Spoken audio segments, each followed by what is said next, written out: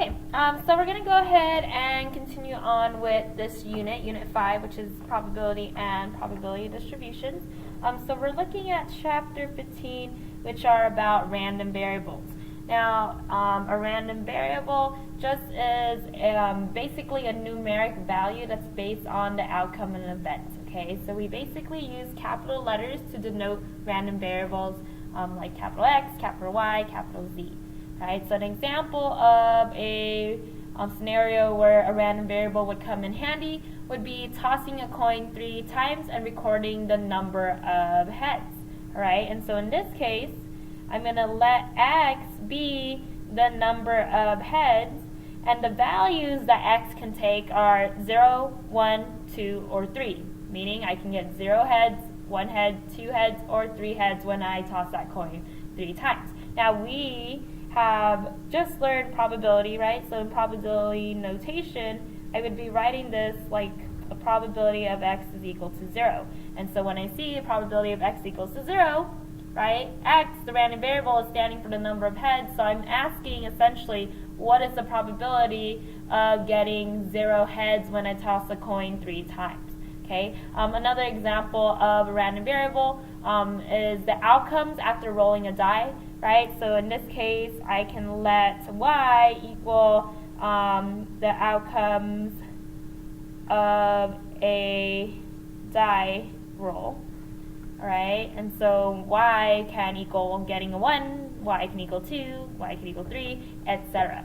Another example of where a random variable would come in handy is the number of children in a family, right? So I could let Z equal the number of children, and then I can find like the probability that Z is equal to 2, which is essentially the probability of there being a family that happens to have 2 children in that family.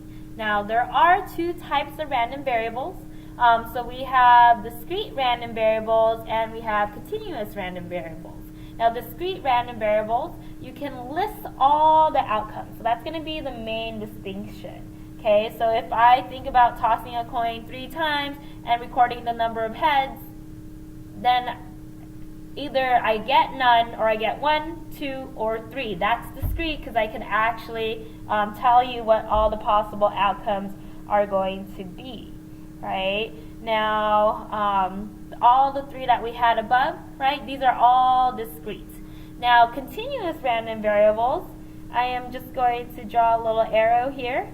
We actually talked about this already in Unit 1 when we discussed the normal model. So examples of continuous random variables, the number of hours a light bulb lasts before burning out. So you did have some problems that dealt with that light bulb, right? What's the probability that the light bulb is going to last more than this set number of hours, right? I can't list every single possibility, all the outcomes like in the discrete random variables, and so how I represent that is by using the normal model, okay?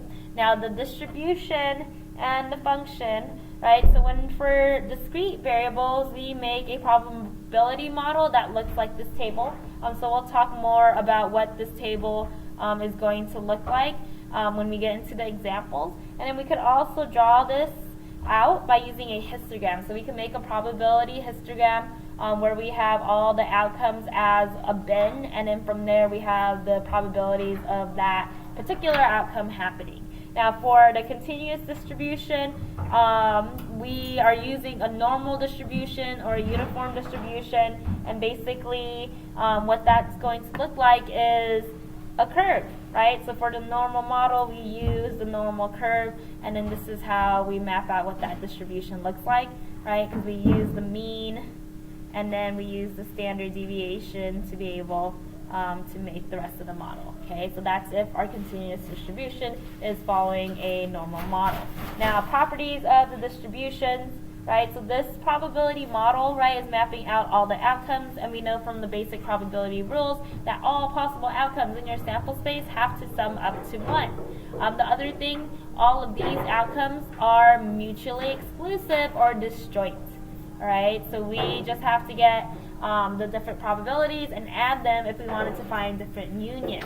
Now for continuous distribution, so think about the normal model, the area is under the curve, and then we don't have individual probabilities. I couldn't tell you what's the chances that you get 1,410. I can tell you what percentage of the values are below a particular value and are above a particular value, or are between two specific values that are in the distribution. Okay, so that's just things to keep in mind. Now, because we have talked about the normal model from Unit 3, I am going to just focus on the discrete random variables. Okay, so that's going to be new to us. So let's start by actually doing an example. All right, we're going to go ahead and play a game. Right, so we have to pay $5 to play, and in the game we get to draw one card from the deck. Right, now if we draw the ace of hearts, then we immediately win $100. If we draw any other ace, we're going to get $10. If I draw any other heart, I win $5, and any other card, you win nothing. Now, what we're interested is in the amount that we gain. Okay, so we're going to go ahead and create that probability distribution below. This is discrete because there's only like a set number of things that can happen. Right, so I can list all of the outcomes. So this is a discrete random variable, and so I would want to map out that distribution by filling out this table. Now the first thing I'm going to do is define what my random variable is. I want to understand what x is so that when I start writing it in my notation, I know exactly what it is I'm talking about. Now in the problem it says we are interested in the amount that we gain, and so I'm going to let x equal the amount gained. Okay, so how much do we win if each thing happens? So the first thing that can happen, right, if I happen to draw that ace of hearts, I'm going to win $100. Now, the actual outcome though, so think about this, I paid $5 to play, and then I'm going to win $100, so I'm going to win back that $5 that I had put in, and so really what I had gained was another $95, so that's what I'm going to put in here. Okay, now the chances of that happening, so I have to draw an ace of hearts. This is just from a deck, and I'm drawing one card. I have one ace of hearts in that deck of 52 cards, and so there's my probability.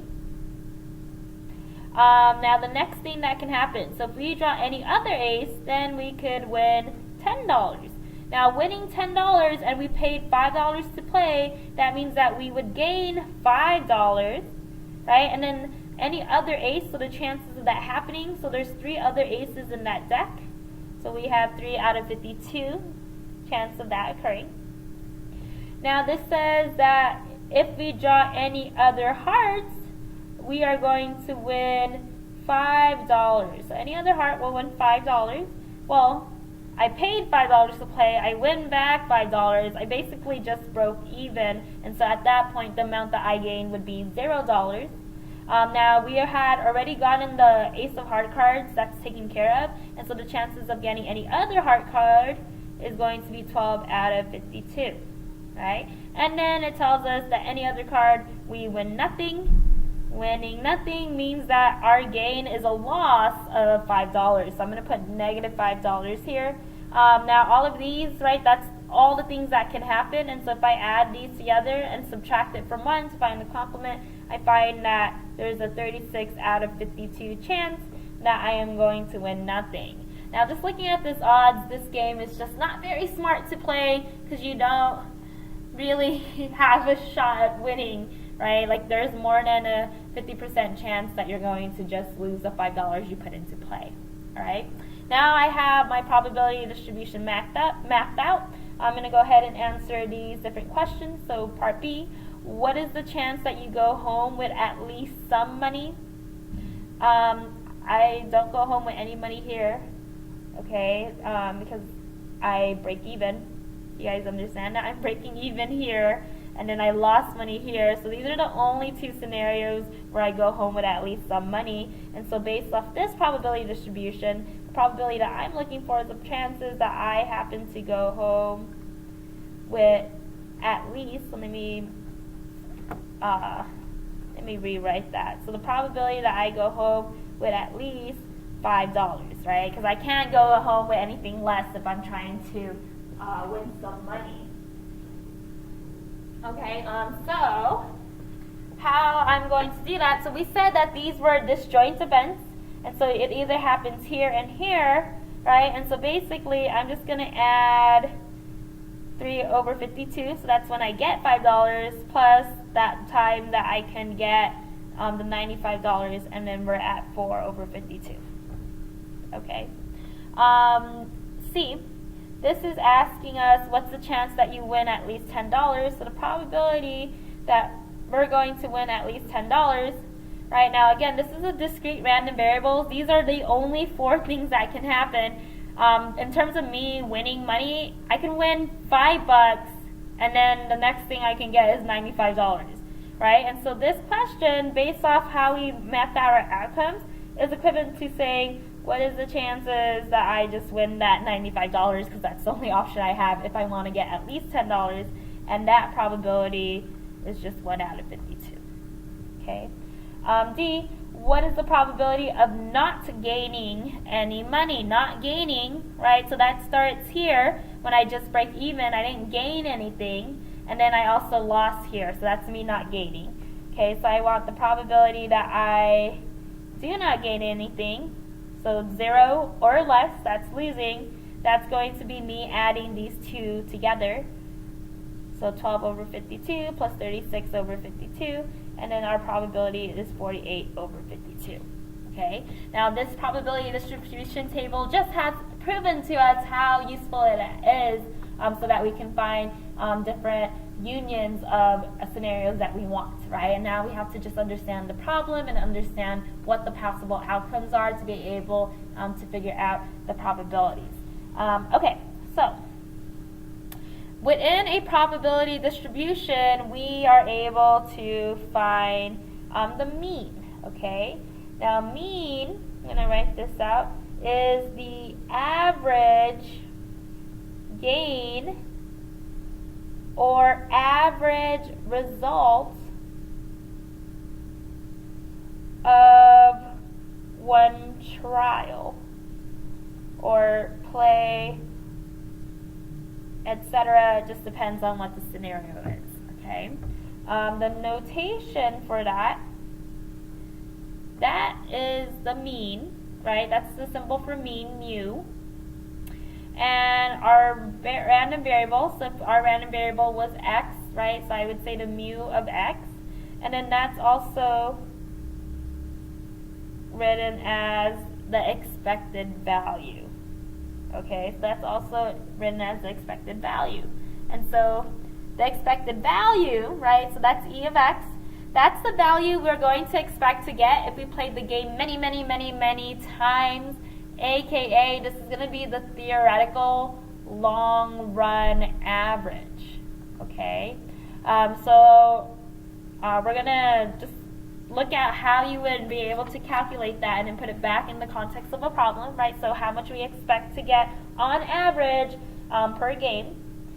So this is a probability distribution. Okay, so here's the different variables that you can have. And then these are not the different variables, the different values that your variable can take, whatever it is, and then the different probabilities of those values. Essentially what you have to do is you have to take each value and multiply it by a probability. So I'm going to do that for every single one that I have in my table, and then I'm going to add them together. Okay, and so that formula for the expected value of a discrete random variable is going to be summing every single product of the value of the x times the probability of that value occurring. Okay. Now there is an easy way to do this on the calculator, especially if you have a very large probability distribution, right? And then it'll just be easier to do it. Okay, so I'll show you on the calculator through the example, but here are the directions for it. So for list 1, you want the values of the variable on the top row of the table. List 2 is going to be the probabilities of each value. And then once you have those two lists, right, you're going to go to stat, calc, and then you're going to hit one variable statistics. List 1 is going to be the values of your variable, right? So that's going to be your list. And then there's going to be something called the frequency list, and that's when you go to your L2. That's what you're going to put in there. All right, now what this gets us is going to get us the mean, which is the expected value. That's what we want. And then it's also actually going to get us the standard deviation of the different values. Okay, so I'm going to just go ahead and write this notation out. Okay, so both of those are going to be important to us because they just tell us a little bit more about what we should be expecting when we have these different scenarios. Okay, so let me show you how to find the expected mean or the expected value, which is the mean, and the standard deviation of the first game. So the first game. So that's our table right here. Okay, so that's what it's asking us to do. So I'm just going to go ahead and recreate this table on the other side, and so that I can write on that, and then we could just follow along. Okay, so here I have my x. X we said was the amount that was gained, and then the probability of x. So we could have $95, win $5, just break even, or we lose $5, right? So that's when we lose, and then here's our probabilities again.